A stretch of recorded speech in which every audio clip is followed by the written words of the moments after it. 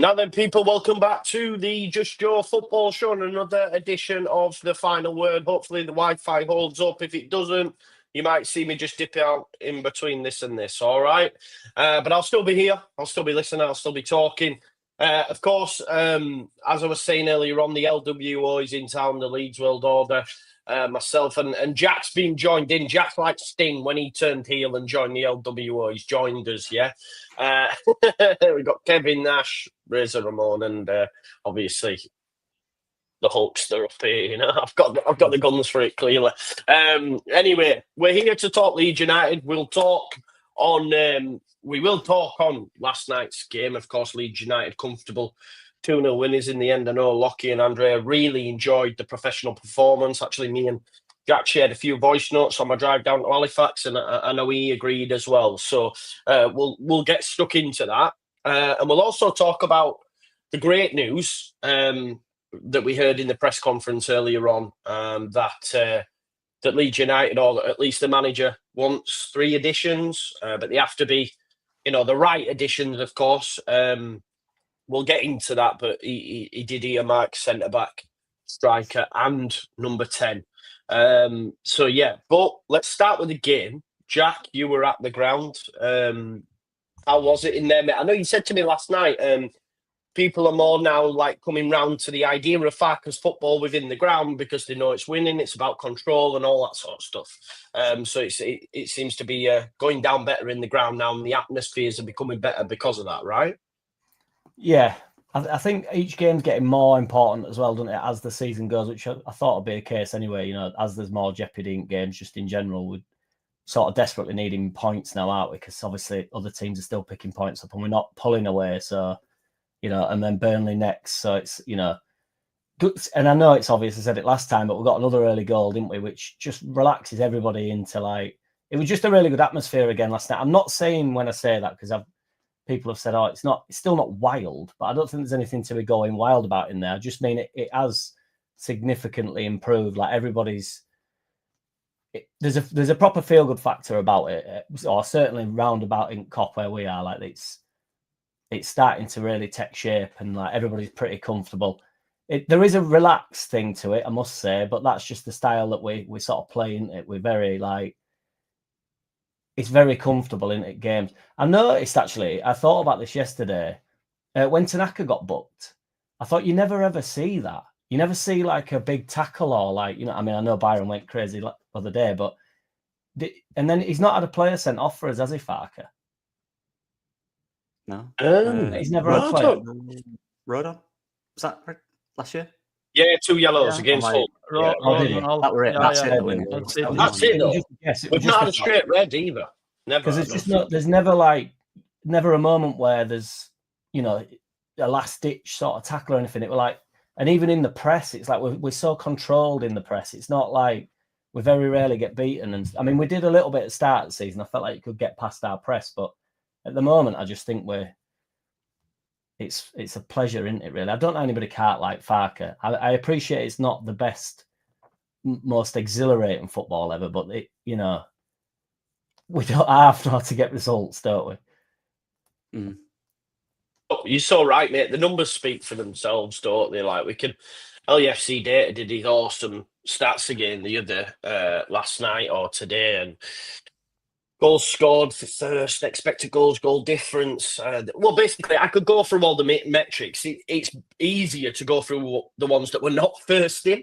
So out of all the key metrics, we're third for goals conceded, second for touches in opposition box, and joint second for clean sheets. Every other meaningful metric, chances created, substitute goals, shot creating action, total shots, goals scored, we're top of them all. So say what you want about, it's not as entertaining or whatever.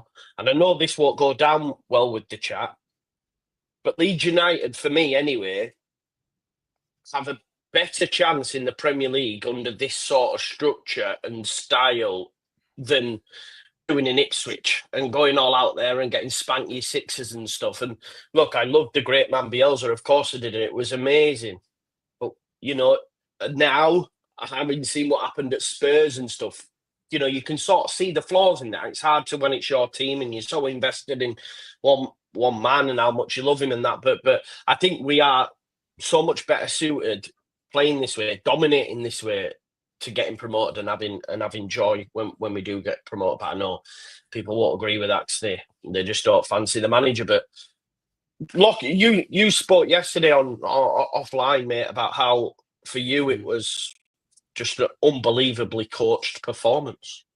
I thought it was excellent. And again, that's just from my perspective, but it's one of them where you look at each section of the pitch. I think defensively, especially the fullbacks, their role was really well. Like what they did was they balanced the team so much. Bogle again was outstanding.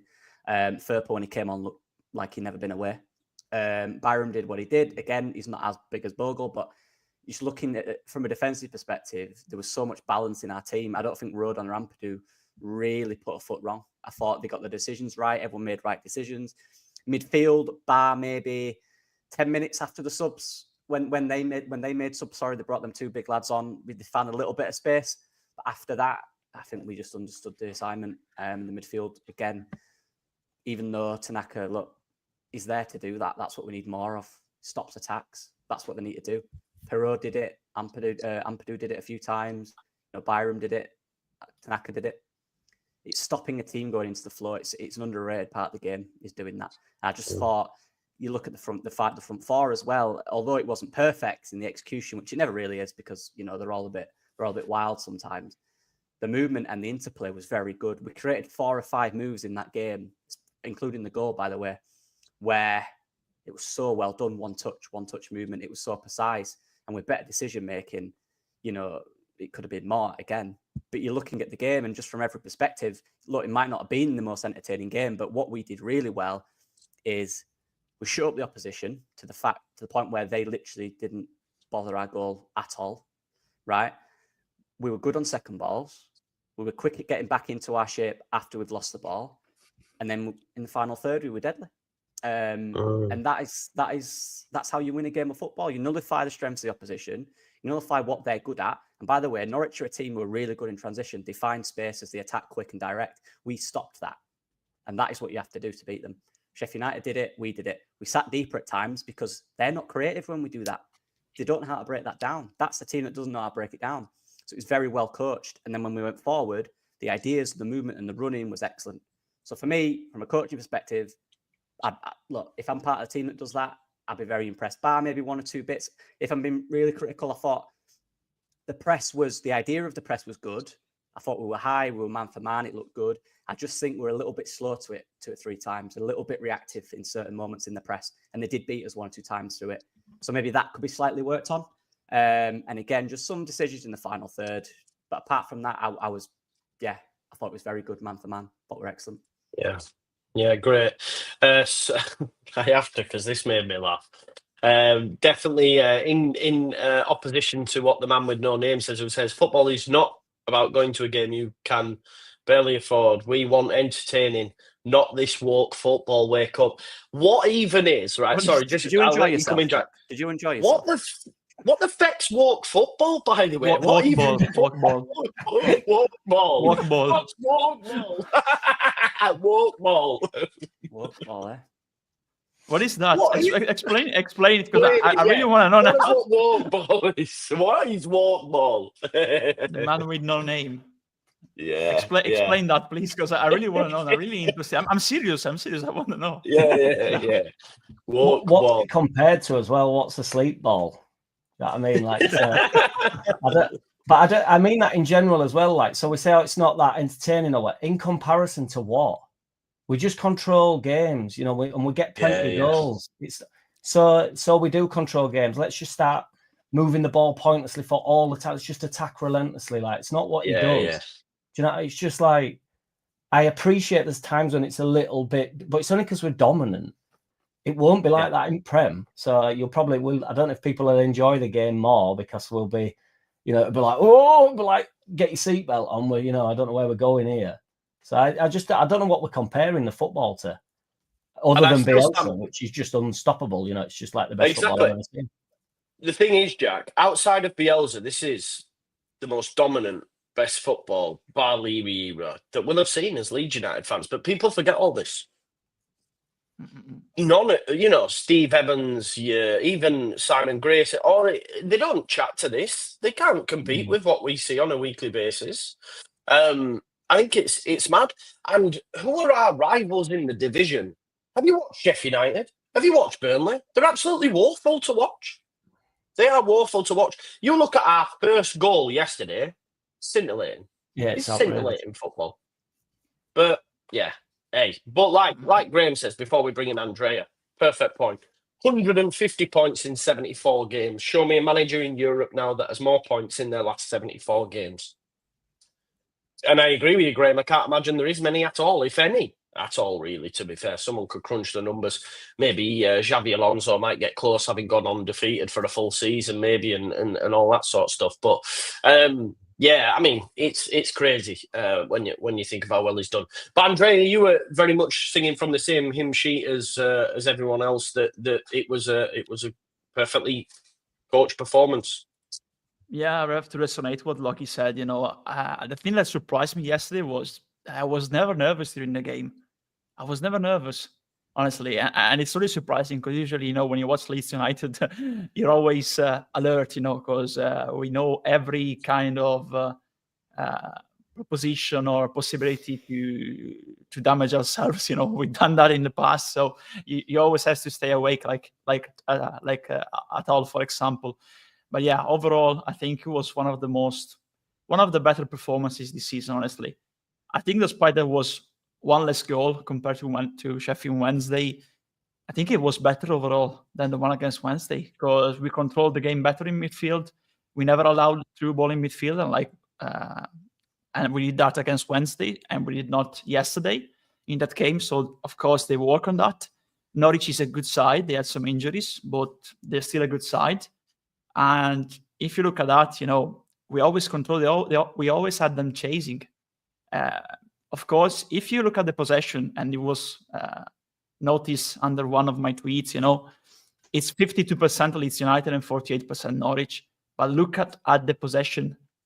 Our possession was mainly in their final third. Their possession was mainly in their own half, so in the same area, because they rarely created threats, On the other hand, it was not easy, especially in the first half, to find space. It could have been a boring game. Can be labeled as that, of course. It's down to perspective compared to other games. But if I have to look at the game plan, that's what we needed yesterday. We needed to be perfect in that regard. And despite not finding much spaces, and it was monumental, it was vital to get a goal so early because after that, they were really well organized. And despite that, we created some chances, because the score, let's be honest, should have been larger, because if you look at the save that Gunn made on Bogle in the first half and the other two saves that he made with his hand, in the second half, it could have been 3 or 4, honestly, looking at how we control, how we pass the ball. Our pressing, I think it can be mastered, but improved compared to other games. But yeah, honestly, also the substitution yesterday on point. Early substitution in the second half, that's what we needed.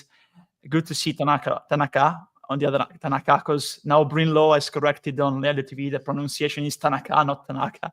Now there's always room for improvement. You always always learn something new. But Tanaka should have been sent off. Let's be honest.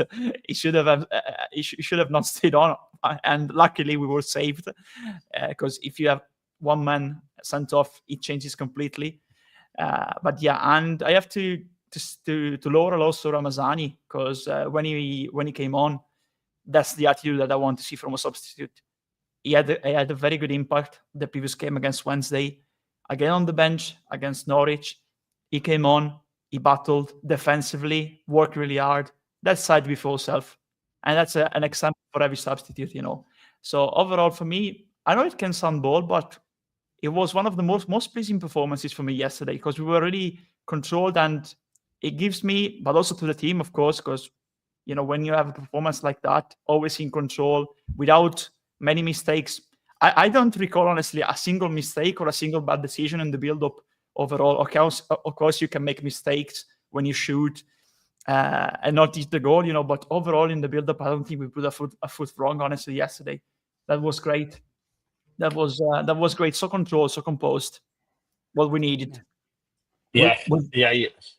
Sorry, Sorry. Go on, Jack. I was just going to say we're very calm as well when they're on the ball. Like they have little possession, but we're so calm. We don't get giddy or like nobody's bombing out the self. We're quite happy to sit, and even when crowd get a bit restless, like the type of thing where it's just like get into them type of thing, like it's like no, we're calm, we're all right. Do you know what I mean? Let them play it about, like Andrea said, when they're just in their own half. It's like we don't have to go like crazy chasing. We can just sort of sit in, and they ended up just pumping ball forward a bit, and then it'd go all the way through to Mez and stuff. Like they didn't really have an answer for us, so just let them have it. They tried to always go for Hernandez, wasn't it, over Byram? And I think it worked once in the game. And didn't get out of him after that. So yeah, very well. Yeah, exactly. Yeah. The only go-to play, was going to the left, long ball to the other side to like he said, to Hernandez, but barely work, because every one of them, every player had a very good game, honestly. All of them. Everyone did what they needed to do in the game plan. Even Pirot, he still gets criticized today, but like I said after Wednesday, we are a wing play team, and yesterday, if you look at the passes that he made, he gives us balance in the final third, switching the ball to one side to the other. So that's what Farke wants. It's not down to Pirot, it's not down to Joseph. Farke wants the 9 to play in that way, and did that well. Of course, it's not exciting, not scintillating. If you look at it, a 9 going out, 1-2 passes, and then it's barely involved in the build-up. But that's what Farke wants from the 9. The wingers are the stars in this team. For me, at least, we're a wing play team, so that's the way we play. Yeah. Well, I think you've hit the nail on the head, because both goals come from the wingers. Dan James it's a great goal, worked down. I missed it, unfortunately. Melier had the ball, then I put my elbow on the remote, turned channel over, and then next thing you know, Solomon's putting it back at net. I was like, how did that happen? But it was great play down the right hand side, James cross, and I hate to say it, folks, but Manor Solomon showing our strikers in Pat and Joseph how to get across your man at the front post and put it in the back of the net. It was a quality finish and a good run. And then obviously when we score late on as well, I think the cross is perfect. You couldn't have got it more perfect. It's literally landed on the right foot of Dan James. Like it was a beauty. So yeah, I agree with what you're saying there, Andrea, about the bulk of our play coming down the wing. And it's mad, Jack, because Ramazani came on again and looked very bright, and he could have scored again. And it's like, I want him to get in the side, but not losing Brendan, because I think Brendan gives us so much. And I know, everyone, I thought he was still okay yesterday. He wasn't amazing, but he was still okay. And it's a real headache for Farke, isn't it? How he goes about the Ramazani situation. Nonto was better as well yesterday. I felt he was better. Not amazing, but Ramazani gives us that bit of X factor. There's a little part of me that thinks he could be that X factor on Monday night when, it's 0-0, struggling to break down the low block. You had Ramazani and he has one of them shots. But Firpo as well, let's talk about that, because when he came on, I love Byron, but he's just that extra level. And that left-hand side for me, Solomon and Firpo, once they play 3, 4, 5 games, oh man, they're going to cook down that side, I think, Jack.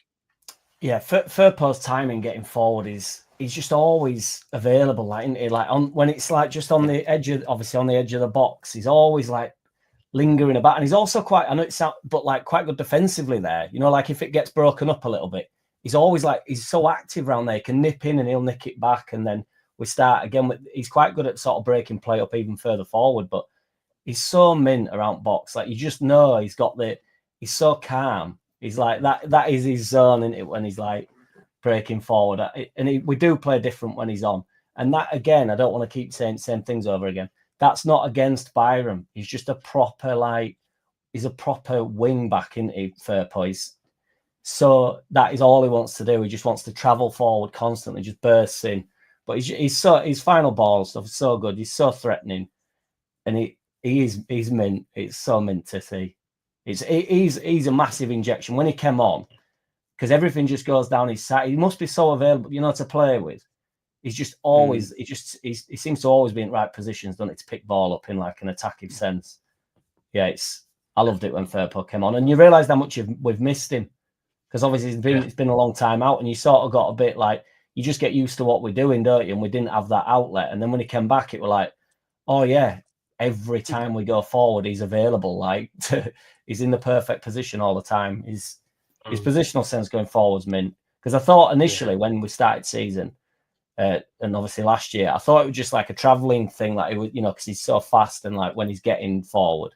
But it's also just when he's stood about, he's just always like, he's obviously really wide, which gives you loads of space, but he's just always, it must be a nightmare for right back, especially when, to be fair, like he's played against Byron where he's not had that threat. And then suddenly it's like everybody's over here now, like, everybody's running at me, like, so, it'd be, but yeah, it's meant to have Firpo back. It's a shame on Byron, because it's nothing on Byron. Yeah. It's just totally, it's another level, isn't it, when like getting forward. It's crazy good. Yeah. With fullback wise, Firpo fully fit. Bogle again for me was my man of the match. Locker, them two for the running as well. This is what I mean. I think it's really shaping up this time comparative to last season. We maybe struggled with that. He didn't rotate enough, didn't use his bench enough. Now we're getting players back from long-term injury, the likes of Gruev, Firpo. We might add a few. It's really looking like the running could be Leeds United at full tilt. Bam, bam, bam, bam, bam. I'm quite confident and excited, actually, for the next few weeks, to be honest. Yeah. And I think, as well, just thinking about it, I think when Firpo was fit, I don't think that's when Bogle was at his best. So now we're seeing Bogle at his best and Firpo. I will say, in the 90-minute performance, I still think Firpo might not be fully ready for that. Remember, he has been out for a while. He's not played. He came on and did the thing, but he came on last 10 minutes, 15 minutes, whatever it was. It was longer than that one, I can't remember. He came on, did his thing, looked good. But for 90 minutes, he might not be there yet. It might still be 40, maybe 60 minutes or something. I don't know. But he looked really good, and that's what you need. And so did Gruev as well. Gruev, after a long injury, has just come back and just looks tidy, as it usually does. It looks brilliant, which is good for Leeds. And it's such a difficult thing now to defend against, because for a fact, whatever you get on the right side, you're going to get on the left, but in a different way. I think our right side is so deadly because it's just so direct. So direct. Bogle can go 1v1, 3v1. He don't care. He'll take you on. He'll get that byline. And an underrated thing about Bogle, I think I said this last week, he's always on side. When he makes a run, he's never off. He's never off. He always times it perfectly, which is so underrated. But now you've got on the other side, you've got the build-up play that we can do with, the likes of Solomon, Pirro, Aronson, and Firpo, which we saw in that second half, where we did a lovely move. Team's not going to be able to cope with that in this league. We're just going to be too good in the wide areas, and that's what Andrea said is right. Pirro's role in this team now, it doesn't have to be a big role. It just needs to be effective in what he does. His decision making needs to be 1-2 touch and then move back in the centre. Let them players out there do their thing. And now with Firpo there, that maybe can mean Aronson can play a little more centrally as well. Obviously, Solomon can stay inside a little bit more. Firpo's overlapping, so it just changes the dynamics a little bit of the team. So honestly, from a fullback perspective, you're assuming hopefully, touch wood, they stay fit, because there's always that worry. But if we can just keep them fit, it's how many more goals does that kind of add to the team, bringing Firpo back into it? It's just ridiculous, isn't it, at this point, to be honest? Yeah. It's too good. It's too good to be true. The only problem for me with Firpo is that, of course, he'll need time to get fully fit again, but there's a big elephant in the room, and that's the contract, It's beneficial both to us to have him play his best football again, because we know how quality he can be in this league, but it's beneficial for him too, because 28 years old, same age as me, as Lockie, he usually, you need, when you're 28, usually you do 3 years contracts, so the next contract will be till he's 31 years old. And with a player who's been injured a lot in his career, you have to really, really think about your next move. My point of view is that he's going to hang on till the end of the season, this contract in for me. Because if we get promoted, I think there's 90% possibility for me that he stays. If we don't get promoted or we're still in the run, I think there's a possibility, like with Buendia, that Spain might come calling, because He's in England till 2021 as a family. And it took time to settle actually in English football, because if you remember, apart from some performances in his first season, an injury ravage, it took time for him to really adapt and understand English football. So for me, it's a priority to try to offer him a new contract with of course, the value, representing the value that he brings to the team. The only problem is that, 28, he might think about returning to Spain if he has an offer already on the table by a Spanish side. So, yeah, it needs to be settled, but especially if he keeps playing like he did at the start or the last season, or remember that before last season, we really didn't consider him, honestly, because he was always injured, unfortunately for him. Like I said, took time to adapt to English football. But last season, we saw the best Firpo, like the one playing at Betis Sevilla, at Real Betis, not Betis Sevilla, at Real Betis. So hopefully he can return to those levels, the levels of last season, and stay injury-free. But we need to act. And I'm sure they're acting. I'm sure there's an offer on the table, honestly, because, the people at the club, I might criticize them, honestly, for certain things about the transfers and, the need for improvement in terms of the interchange, the connection with the community. But they're in the business for a long time now, and they surely have already started to consider an offer for an improved contract to Firpo for this renewal. Yeah, no, that's fair. We'll have to see how that goes. I had to turn my camera on for this bit just to. I mean, it might not stay, but hopefully it does. Obviously, Johnny Cooper throwing out the mad stats. Don't know if people have seen this, because honestly, Manos Solomon, right, has 5 goals and 5 assists in 12 league starts for Leeds. He's the first Leeds player on record since 89-90 to have both 5 goals and 5 assists within his first 12 starts. He's been absolutely phenomenal, and arguably he's cut above like the rest of the lads, I think. I mean, he's just got that extra bit of sauce. And another one as well, Leeds didn't face a single shot in the second half against Norwich. That's the 7th time in the Championship this season their opponents have failed to have a shot in half of football, which is a record total for a team in the Championship since Opta has on record. And also, this is the best of the lot. Leeds United have faced just 180 shots in 28 Championship matches this season, 84 fewer than any other side. So it just shows how good this manager and the personnel we've brought in and stuff are. So, wow. Yeah, it's insane, isn't it, lads, just how good Leeds United, and again, another opportunity to dunk on the Solomon doubters. The guy is phenomenal. I think it's that whole thing of why he's in the Championship. He's in the Championship for one thing only, and that's to get fit and get sharp again and find his confidence. Yeah. People need to realise the difference and the level between a Champions League player who played in the Champions League relatively consistently for every team he was at when they played in the Champions League and the Championship. There's absolute levels to it. Absolute levels. The difference in brain in terms of how quick they think, how sharp they are, how good their decision is completely levels to what they're playing at. And you can see that now. He sees the pitch in front of him. He sees what he wants. He sees the build-up. He sees the move. And now he's getting his goal scoring back in. And I'm telling you, we're going to see it very soon. One of them cut inside and whip it top corner, because he's not had one yet, but he's got that in the locker. Once we get that, that's when he's back fully. So he's a quality player. Look, Joe, I know a few of us said it. He's come from Tottenham, for God's sake. And he only wasn't playing there because of injuries. Look at him. He's levels above this league. He's levels above it.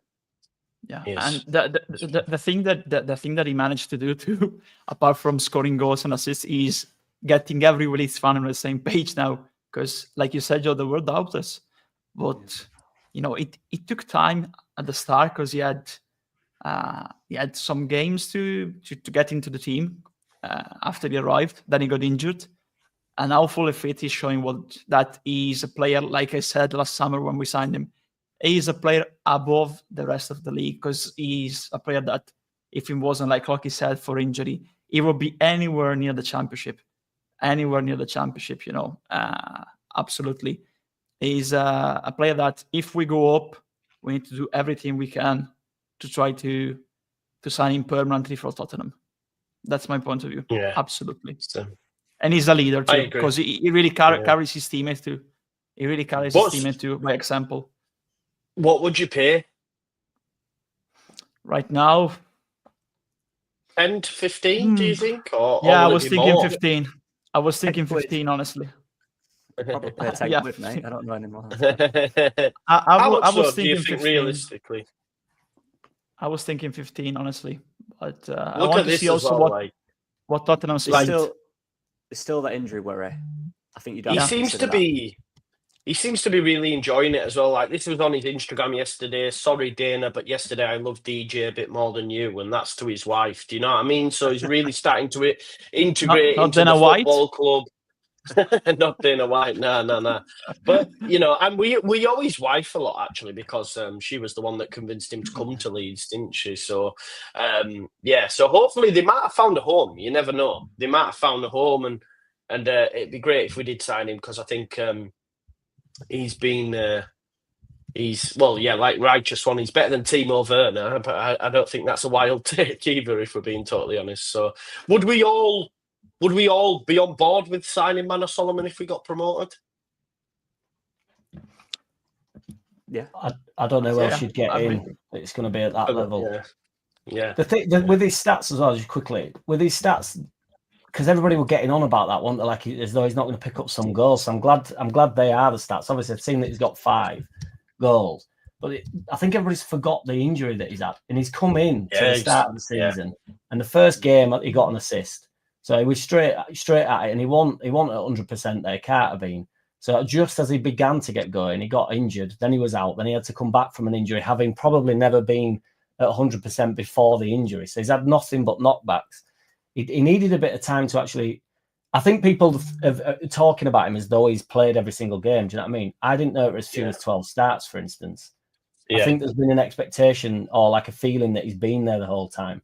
And he had a long spell out, and he's never, he's getting, like Lockie says, I don't personally know whether he's even at 100% now. I think there's loads more to go from him. And especially if Firpo starts drifting wide, it'll give him a little bit more, he'll have a little bit more of a pocket to play in. And we can all see every time he gets on ball, like in terms of just beating a man, like dropping a shoulder and just going, he's elite at that. He's so he's so sharp into beating players. So if he's got a bit of time on ball, and that we're cutting in and striking, which he does look, he clearly wants to be doing that. Once one or two of them starts going in, it'll be like, I think he'll get out full. I think he'll be if he can stay fit to end of the season. I think he's going to become, like, talking about him now, but I think he'll be a beast. It'll be a joke. It's mad because go on, lads. No, well, I was just. Go on, Jake. Go on. No, connecting to what Jack said, another thing that impressed me so far is that after return from injury, he had a very good connection with everyone on the pitch. In terms of timing, in terms of spaces, how he passes the ball, especially with Aronson when he has the opportunity with Bayern to get the ball to him when he overlaps. He does that. So he's really a team player, and I'm glad you mentioned also his wife, because it's good to see a player that, despite being on loan, interacts a lot and tries to be a leader in the team, because of course we don't have the option to buy, so we need to sit on the table with Spurs. We need to have conversation with them, but it's good to have a player and his family, to really settle in. I also saw that the club organized a Hanukkah celebration for the Jewish holiday at Allen Road, and he was there with the kids, with like a big with party, fans and that as well. With fans, the Jewish community, So it's good to see, even if it's a lone player, a player really settled in, into the community. Yeah. And I think, go on, mate. Right. Sure. Yeah. I just want to say as well, like, the whole Buendia stuff is interesting because we're talking about level of player. Look at everyone in the fan base wants Buendia, who's been injured for 2 years, by the way. Solomon, it was, but I don't want him because of injuries. But everyone wants Buendia when he's been injured for 2 years. very similar in terms of where they've been at and what they've done and where they've come from. But you could argue Manos played at a higher level because he's played consistently for, 2 teams now in the Champions League. So it's that kind of... We know why. We know why. It's just interesting that, everyone wants Buendia, but Solomon had a lot of doubters. Oh, he's overweight, which was never true, but he looks exactly the same as he did when everyone was saying he was overweight. That was the most insane thing I've ever heard. But I'm just happy the Leeds United player's playing really well, and he's doing everything inside to get us back to the Prem. That's all that matters. I think, like you said, Jack, as well, like 12 starts, he's got 10 G&A. Dan James, 17 starts, he's got 11 G&A, Pirro, 18 starts, 15 G&A. So there's not to say that, in 5 more games, that might look completely different. So if we can keep him fit, and with him on the run, and do you know what? Genuinely, I think it's going to be even better with Firpo alongside him. We saw that connection that created the second goal. It was Firpo and him that had originally connected. So, yeah. And like someone said Sorry, Joe. Firpo's an intelligent player as well, isn't he? So Firpo will love it. Yeah. He'll be like, get me on there with Solomon. Like, he'll be well up for that work. So. 100%. And there's some of this, like Born Leeds said as well. Obviously, he slipped against Burnley. That probably knocked his confidence. So hopefully he can come back and come back with a vengeance. So yeah, everybody's cooking. Everything's going well. And it got even better today for me. I know this isn't on the playing pitch, but Farke in the presser came out and basically spoke with what came out and said with chest, this is what we need. We need and do you know what? It was great questioning. I think Isaac Johnson, his name is, and the questioning was the new Leeds Live guy about needing a different profile of 10. And Farke for the first time, normally he says I'm quiet, I don't speak about other players, all that sort of stuff. He came out and he basically said, yes, Strout's good, but I'm conscious of his injury record, as I am with Oba. We need a centre back. He even mentioned Patrick Bamford's injury record and said we need a striker. And then obviously a different profile of 10, because he said Pirro can play in there as a second striker, support striker. He said that wingers can also do that, but they interpret the role differently to what, say, Brendan does. So I need someone like that, which is what we've been saying on this fucking show, actually, for the last fucking week. So clearly we're more in tune with the gaffer, you know what I mean? Just sign me up. He's watching. He's watching. Sign me up. I'll start coaching them, man. But yeah, Jack, happy days, because I know you've been on a couple of weeks ago on one of these, maybe not reluctant, but you were like, it's all right. And then you heard a few bits and went, nah, it makes sense what's being said. We probably do need some additions. And the manager coming out and saying it. And what, I don't know if you noticed this, Jack, being in the ground, but on the TV, they showed the director's box. And yesterday, Greta Steinson, Parag Marate, Angus Kinnear, Peter Lauer, they were all there. So it makes you wonder, Farke, they're all there. The day after, Farke's talking about signings. So I think they're there to potentially sign the checks over the next week or so, so it's exciting. Yeah, Farke's no fool, is he? So it's. I found it the most interesting thing about it was the fact he's started talking about it. It's not. Yeah. He's literally isolated the situation, hasn't he? And said, right, it was like a brand. It was like a. He did do this. That he does do this when he wants to do it. He did it at the start of the season, didn't he? When he knows another players. Yeah. He is willing to do it, and for some reason, for the past 2 weeks, whatever, he's not wanted it. He's not, and with the questioning, he's very good at deflecting. So he'll just waffle off, and he'll go on, he'll just yabber on, and then they don't get the questions in. The questions really frustrate me as well, by the way. But he was up for the conversation today. He wanted it, and when it kept rolling in, he kept with it, and he kept going on because he were banging on himself. He brought Bamford up himself and stuff. It wasn't really mentioned. He were very keen to get his point across that we need some players in. But I found it the most interesting thing was that he'd said it, obviously, but I just mean like the not saying it, and then right, we're in that. It's like it was very, there's something exciting about that. Something's either happening, ready to happen, or he's putting some pressure on. And like you said, I didn't know that, Joe, about in box. So, I mean, I don't think he'd need to do that with just them being there. But if they've had a conversation, or I think he's got some form of a green light where he can say, or I don't think it's a pressure thing from Farke to the board. I think it's more likely that there's something going on. And he said, right, well, I'll actually express to the fans that I am aware that we're slightly short in areas. So it excited me that I was surprised how much he wanted to talk about it. So yeah, it's good. Yeah, and he spoke about the long-term returnees, didn't he? He said, we've now got Ampadu back, Firpo and Gruev, so I now don't need to worry about them positions. The positions I do need to look at are bam, bam, bam. So it's almost like he's been holding off, right? Yeah, they're good. They're, and it sounds mad, but we're getting them back at the right time. And then Lockie, you could potentially looking at 3 further additions that, I mean, even if we don't... Look, for me now as well, Lockie, I don't know about you, the fact he's come out and spoken about it, if we only get 1 of 3, I'm okay. Because I know the club have looked and they've been active and they've gone, do you know what? We don't want that guy. Because you could just go out and fucking, sign someone if you want, but we want the right personnel, right? So it is positive, though, Lockie, that the club are making it. And you can imagine the scouts have probably already propositioned Farker with some potential signings. Absolutely. Yeah, and again, coming late into the window now, players are getting a bit edgy. They've not got the move they wanted. They might be going, right, let's look for a new plan. There's stuff like that. But yeah, it's just nice to see Fark as a sensible guy. He knows he's looked at the squad and on paper and he's gone, right, good team.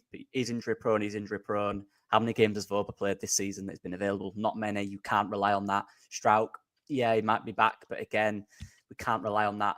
And again, looking at Patrick Bamford, he's looked and gone, how many injuries has he had? Let's be sensible here. Let's do something. And then clearly, Aronson is the only 10 we have, which is good. And that's good squad planning from him. And hopefully, what he is doing, though, is he's telling us that he wants them. He's saying, I want these. So let's make sure we get them now. He's told us all he wants them. And clearly, he's had good communication with the board and they've had these conversations about it. But for me, he really went into detail about the 10. He said exactly what he wanted. He even mentioned Brendan and what he isn't and what we need when he's not playing and the competition he could have. So I think that one is one they are going for first. I think that's the main one, maybe. That's the one they're really looking at, which we'd all obviously agree would be mint to help Aronson out and give him a rest if he needs to or bring a different option on. And he even spoke about the profile, which I think last time he did that was when Rutter left. He said what he loses and what he needs in there. So we'll see what comes of it. But this is what I think Andrea mentioned it last week. We just want a bit of something like that. You don't have to say exactly, we want this, we want it now. Just give us an insight to maybe what you're looking at and where the squad's shot. And now look how happy we all are. And then when it doesn't happen, we can be even more angry. At least the important thing for me from this press conference is that they acknowledge that we have gaps in the squad finally. Music to my ears, honestly, because he acknowledged that, number 10, I would like to see the CB. He talked about these 3 positions that we've been talking for a while now, but it's common sense in the end, because if you look at the squad, natural position, usually every team has like 2 natural players in each position. That's the thing. And he mentioned Bamford injury record, so he said, we have 2, but of course one is Joseph, who needs time to progress because he has regressed. He progresses a little, then he doesn't have consistency. So you cannot, if Pirou gets injured, rely on a 21-year-old who's just in his first full season, because he had some cameos last season, but that's literally his first full season, this one, when he has some harsher responsibilities, But yeah, it's good to hear that, especially the 10, we've explained that Aronson is the one that gives us an help in the build-up defensively, moving all around. And I'm glad that he said, Farke, we have other players who can play there, but they don't have the characteristics. We want creative midfielder. And we've always said that number 10 is an attacking midfielder, an advanced midfielder, not a winger, not a second striker. So I will be happy, like I said, with the number 10. I think right now, I really would like to see Ampadu back in midfield at what point. He's doing well there, of course. Gruev look all right in terms of fitness, but he will need time like Firpo to get to his best. I think the 10 is the main one. There's opportunities in Europe for me. After Wednesday, I said I would like Pavel Schulz from Victor Pelton. The other one for me, Gandelman from Ghent, in Belgium.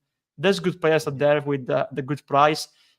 In the end, you need players not disrupting, like he said the other time, not disrupting, in terms of a huge talent, but you need players that can improve the squad in terms of certain traits, certain characteristics. I don't need the better CV, but I need the player with the better qualities regarding what we need. So a substitute for Aronson, a different 9 compared to what Piro offers and what Joseph offers, and a CB. I think he wants all 3, honestly, because I read that too as a message to the board too. Let's take, for example, Chris Wilder. He said, we went out after the game, I think, and he said, yeah, we're chasing 5 players and I want all of them. I'm confident that we'll sign all of them, and he signed 3 so far. So there's still 2 left before the end of the window. But that's a statement like, board, I want the players. I want us to invest in order to be competitive and get the goal I want. I think in a more, of course, calm and diplomatic way, it's also a message to the board, because if he speaks openly about that, he will like a new centre back. He will like another number 10, and he will like some workforce in the number 9 department. He said it in a really upbeat manner, though. That because for me, like I'm probably the only one here that don't want. I don't think he needs to tell us anything. You see, he's doing an exceptional job. I'd prefer if there were. I wouldn't be bothered if they didn't do a pre-match press conference, for instance. I don't like the idea that we just have to pepper him with it. If it starts to go skew with, I want some answers. Like if stuff's going, but it's just like, leave him alone. That's what I'm saying about, like, he doesn't have to tell me anything. I know that Farke, when a player pops up that he wants, he will press the button and he will bring him in. Farke will not diminish himself. Why would he do that? He's not an idiot. Nobody in football would.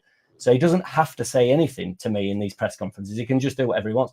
But he said it in a really, I didn't feel as though he was putting pressure on anybody with it. I really felt as though it was like, right, now's my time I can actually express.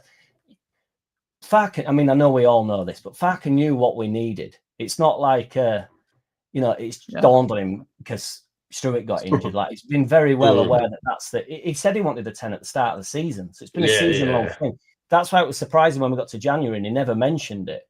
Because it's like, you were saying about it at the start of the season and now you're not saying it. He's waited. Something's happened.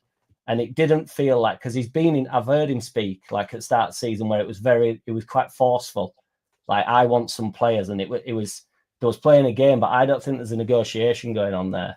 I think it's all positive. So I thought it was quite interesting as well yesterday with the whole tweet from the club when Joel Pirro, and it had like a smiley face and a sign. And I mean, maybe nothing, but like Wilson put that tweet out. I don't know. Maybe it is nothing, but go on. No, just a quick one. I agree with Jack on the fact that, he shouldn't be the one for me saying those things, but I think it goes down to a different culture, because in England you have still inherited the fact that the manager used to be the one in charge of the transfers, and until very recently in English football you didn't have the figure of director of football with a lot of influence. In Italy we have a different culture, so the director of football was always there. It wasn't the manager, the one in charge of the transfers. It was never the manager here in Italian football. So I'm used to having the manager speaking about the football and the performances, the team, that player, he can play there, he's going through a difficult period, all those kind of stuff. And from time to time, especially during the transfer windows or where the team is on a good run, on a bad run, you have the director of football coming out and holding a press conference periodically with the media. Honestly, I don't think English football is ready for that, because usually the director of football now, a more recent figure in English football, is more like an obscure figure. They just operate in silence. So it's a different culture. But I really shouldn't be the one, Farke, saying those things, because for me, looking at how I grew up in Italian football, it should be the director of football. But on the other hand, it's never going to happen in English football so far. So right now, the manager is still the old manager. He's not the one in charge of the transfer, but he's still the spokesperson for the club. The manager in modern English football. Yeah. And I know in Germany as well, the director of football there, they actually sit on the bench. They actually sit on the bench. where the Yeah, players year network. two. Yeah. Yeah. Very strange how. So, and you got to remember as well, Farke used to be that before he was manager. He used to be director of football. So he kind of knows when to answer them questions in one way or another. He kind of knows that stuff, and that's you can't get over him. He knows what's going on in the background. He's been there and done it. He knows what he's talking about. And I do agree with Jack. I think it's just more the fact that in the window earlier on, he kind of like if he'd have said no then, I'd have been all right with it. But he kind of went, yeah, it's like the squad, it's fine. And I was like, don't do that. But if he said this at the start of the window, honestly, I'd have been all right. I'd have been like, right, we'll give it time, end the window. But I'm not. I need to know everything. I'm a control. I want to know, Lockie. I don't want anybody to think I don't. I just mean we're going well. I don't like. I just think some fans really like pile on like he has to, and it's like, can we just, we don't have to be in. Just as a fan, how I feel, like I'm going to be a fan regardless. So like, I don't feel as though you need to answer. You owe me nothing, Daniel. Do you know what I mean? I don't. Do you know what I mean? I'm going to support regardless, and unfortunately, when we go to Prem and we start getting beat, and then everybody wants him out, I'll probably want him to stay on the basis that I've had some good times with him. And when he does get the sack eventually, I'll still support Leeds United, and I'll have to get behind the new Jesse Marsh. So it's we will be the last bastions of the FDL. I'm telling you, because as soon as he starts losing, I'm already getting ready for it. I'm getting ready for it. I will be there. FDL, man, I'm telling you. We'll lose opening day, right, to Liverpool or something, and then everyone goes, get him gone, he's not ready. I was like, fucking hell, it's Liverpool, relax. No, you know what's the funny thing, that it really makes me, it's really funny, it's when there's a little bit of frustration regarding the transfer. There's someone on Twitter, tagging everywhere 49ers. But it's the NFL franchise. So I imagine the social media manager of 49ers next to Brock Purdy. Oh, they're talking us about Leeds United. Number 10. What's that? Yeah. L. man. Big up L. Oh, it's him. All right. He's a madman. Yeah, man. Happy days. It looks like, look, what have we got? 7, 8, 11 days now. 11 days left of the window, so I think we're going to start to see some movement over the next week, and it's going to be an exciting end to the window. Happy days. I thought what was quite interesting, and I have to agree with Farke on this in terms of he said what we won't do is sign a player on the 31st who's got 4 offers and he's going to highest bidder, and I almost felt that was a bit of a.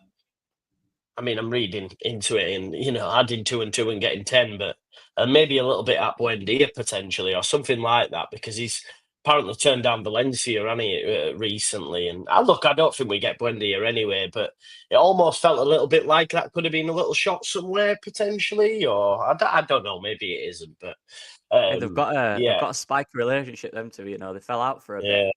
So they might be one of them where they know they're good for each other, but they don't have the best relationships. He's kind of telling him, look, you want to come, you come now. We're not going to come for you end at window, mate. Your time's now. Yeah. It is 11 days. It shuts on the 3rd, right? It shuts on the 3rd. 3rd of February, 3rd of February. Yeah. My worry about Buendia is that it can turn out, I said it to you in a group chat, it can turn out to be the Charles de Ketelaere 2.0, like we chased 2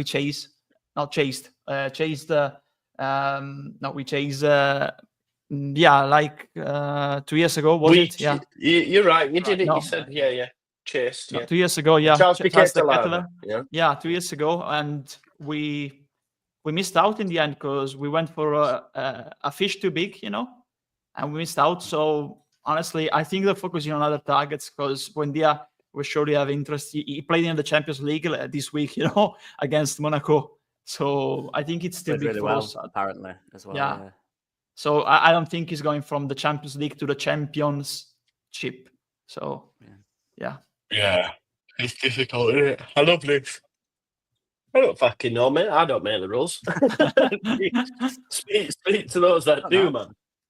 I don't know why I don't know why it is. Yeah, fuck knows. But did it open on the 4th potentially, or did it open bang on the 1st? I don't remember. No, first. Yeah, it did. Yeah. Financial rule or something. I don't know. Do you know if we do? Because someone's mentioned Iheanacho there in the comments, but In terms of a striker, where do we see them coming in? Is it similar profile to what Bamford does, so that when, say, Pirro's struggling against physical opposition, he's opted to bring on Bamford in certain games as opposed to Joseph first when Bamford has been fit? Do you think that'll be the type of profile he looks at, which is like similar to that guy we were linked to in the Swiss league that quickly got kiboshed, but is that the kind of profile we look at? Because you don't want another youngster, because then you're sort of stunting Joseph's growth, in my opinion. You want someone who's established, comes in short term. I don't know. I think I don't know. I could be wrong. I think it'd be a bit of an all-rounder kind of player. You know, I mentioned Namaso before from Porto. Someone like that who's a tidy player in possession, but can also crash the box, getting goals, getting good positions, good on the ball and stuff like that. Can do the physical battle as well. Just a bit, not someone that's like a lump, but someone who's quite athletic, but can also hold the ball up. Kind of in the way, you know, Matteo it shows signs of that, but someone who's experienced in doing that and can maybe help Matteo in his role. You know, someone that can help guide him through it and show him how to do the physical side of it. Maybe someone like that. Yeah, I agree. I don't think it'll be young though. I wouldn't say anyway. No. Yeah, Jack, how do you feel that potentially Pat could have played his last game for Leeds United? I mean, if we do bring someone in, he'll only have a year left next year. I'm saying, like, how do you feel? Yeah, he's done it. It's nature at beast, isn't it? I don't want him to play till he's 42. Do you know what I mean? It's not at any cost. But I just, you know, I still think we'd be better off if he were fit. That's my only point. As soon as we bring someone in, if he's of anywhere near Bamford's level, sound, you know. I've always said that. I've been up for replacing Bamford forever, but you know we never have. So it's like, well, until you do, it's like let me know when he gets here, type of thing. So, but yeah, I just think also, just if you will let me talk about Bamford, yeah, man. No, I'm only messing, but he's been better for the club than everybody makes out as well. And I know he's had injuries and he's been frustrated and all this stuff, but you know, he has been like, you know, he's been good for the club. So he's been about a long time. We had a mint season in Premier League with him. If he'd have had that Premier League season like Bridges did, and then never did out again because he got injured and he had a terrible time, didn't he? I'm not comparing him to Bridges before anybody says I think. No, I hear what you're saying though. It's like, you know, that was a very similar season. I think Bridges got about 20, didn't he? Brilliant that season. And now Bridges is a Leeds legend now, though. Yeah. Do you know what I mean? And he's on TV with us. You know, he's a correspondent. And Bamford, you know, misses a few big chances, and you know, I think that's what it boils down to. He's tied in with relegation and him being. I get it. I just don't know why it's missed. Yeah, I know. It's too much laid on his I do guard. think as well, Jack. I don't know if it's the generation of fan now, and this isn't saying shots at anyone, but I also feel like the disrespect the likes of Cooper and even Cooper and Ayling got was insane, man. But it's weird that every manager played them, though. Do you know what I mean? And I've always said that, Lockie. I was like, we can't go through all these managers and say, well, he's still picking Cooper, League Two Cooper. Yeah. Still picks him every single one. And then Farker was the first one. And to be fair to Cooper, he's now older. And we do have better options than Cooper. And the second that we had better options, Cooper takes a back seat, doesn't he? And then we eventually moved him out of the club, and it was quite good what we did with Cooper. Granted, he was a lot fitter than Bamford. It was, you know, offered a lot more, but you know. Yeah. And the next target is Byram now in that pack, you know. Because gets a lot of effect. It's been unbelievable. Exactly. Yeah. I've seen like straight away when now third plus I don't ever want to see Byram again, and it's like, have you not seen last few weeks? Like, why are you bothered? Like, I don't honestly. I'll never understand it. I'll never. How many is it? You think 70 minutes in you can bring Byram on?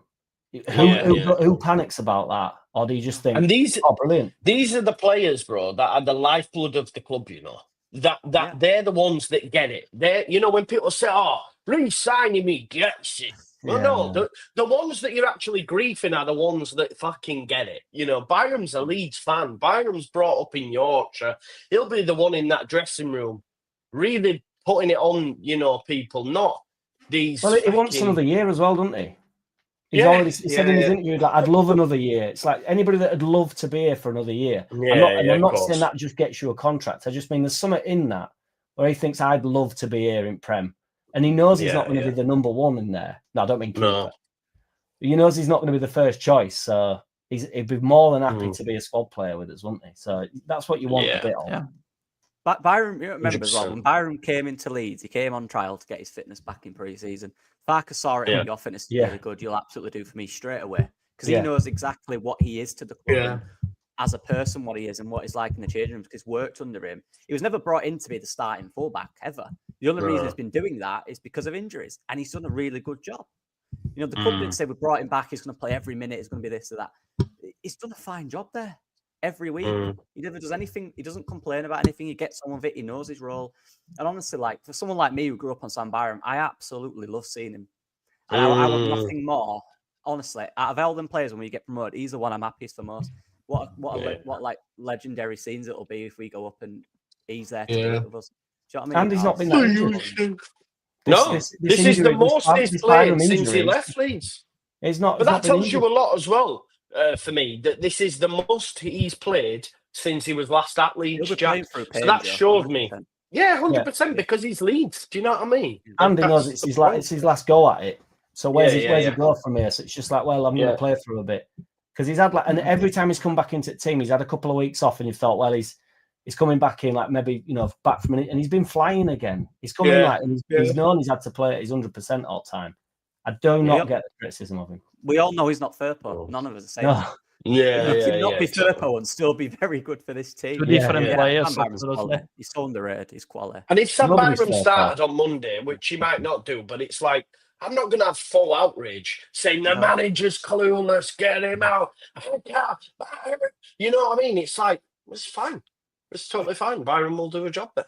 Do you know what I mean? Like, I don't get the outrage of it. Yeah, 100%. 100%. Well, another great show, lads. Fantastic indeed. Another great win for Leeds United. Just before we do sign off, let's have some predictions for next Monday. Because I actually think we draw 0-0. And I would take a point now if you gave it me. Genuinely, I would. Because it's another game chalked off. And I think it'll be tight. And one game will win it either way. I don't see there being a lot of goals. So I think I'm gonna go 0-0. Jack, how do you see it? I think it'll be tight. They're obviously they're tight in general, aren't they? Burnley. I'd never go against a win with my man Farker. So I'll just say I reckon it'll be tight, but 1-0. I'll go 1-0. 1-0 Leeds, yeah? Yeah. Who scores it? Byron. My man Solomon. Solomon, yeah, probably. Lockie? I was going to go 1-0 as well, but what's going to happen? Because I almost saw it last week, the other day. Gilavogue is going to come on, right? He's going to come on to show shop up, but we're going to have a corner at last minute, and he's just going to get onto it and just knock it in. He nearly did, didn't he? Imagine the scenes. He did. Joe's actually predicted a Burnley win, because I've seen the prediction league, and he's gone for 1-0 Burnley, so there. So you can be disappointed in me, but I've said, well, at least we get a point. Andrea? I think we return the favor. We get a 1-0 win later on in the second half. Bogle. I'd take that. What a goal that would have been yesterday, by the way, when that ball got played across. My God. What a pinpoint pass as well from Tanaka. Tanaka. Look, I think that's it. Jack, what time's your show tonight, broski? Just after here, man. Just live for an hour or so. Just a few beers. Are you set up? No. I think I've got to get it all set up, but I'll be about 10 minutes after this. 5 minutes. Right, folks. So I want you to go over to City of Leeds fans, because Jack's going to do a live stream every Thursday, right? Yeah, it is at the moment. Yeah. Yeah, every Thursday. So go on over. Jack's not one for self-promotion, so I'll do it for him, man. Send over. Go chill with Jack. Have some beers and go chill over there. So anybody who's watching now, there's 546. Go on over, show some love, City of Leeds fans. Make sure you go check out Lockie as well. Alfred Tam says, go on, Jack, I'll be there. I think he's your number one, isn't he? He's your boy, or is Alfred Tam? Get the badger out, says Born Leeds. Lockie, go check out Ben Lockie Leeds. Go check out some scouting vids. And of course, Andrea on Twitter as well. Make sure you go check that out. Jack, put Jack's channel in for me, please. City of Leeds fans, and then we can get some people sent across there for Jack's live. It's not set up yet, but it will be. Yeah. And Unambiguous says Jack will give us a wrap guaranteed. Is that guaranteed tonight? Yeah. There you go. There you go. I love that. So yeah, go on over, check that out. He won't, man. Why would he do that? Why would he block you? In I've never blocked no one in my history, in my short Jack's, history. So I couldn't care less. You can say whatever you want. Yeah. Fine by me. However, I will block you. So. Anyway, going over, check these lads out. Tomorrow, I'm probably, because I'm travelling back up home, so there'll probably be nothing out tomorrow during the day, but you've got like presser reaction, White Rose Rivals, and this to watch tomorrow if you haven't watched it already, but you are watching, so you probably won't be able to anyway. So I will be doing a watch along for Hull versus Sheffield United, which is 8 o'clock kickoff, so I'll see you there at about 7:30. And yeah, we'll see you in a bit. Peace out, folks. Legends. Bye-bye.